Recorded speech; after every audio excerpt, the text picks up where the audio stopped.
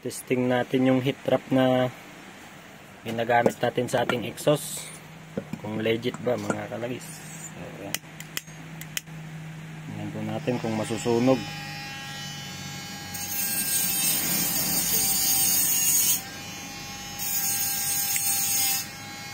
Ang lighter ko yung nasunog eh.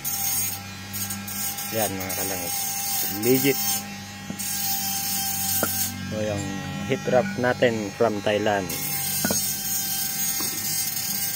Ito yung fabricated na exhaust manifold natin.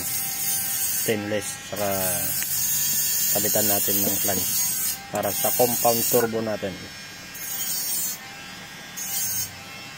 CT16 and AR60 turbo. Tignan natin ang power pag natapos. Naka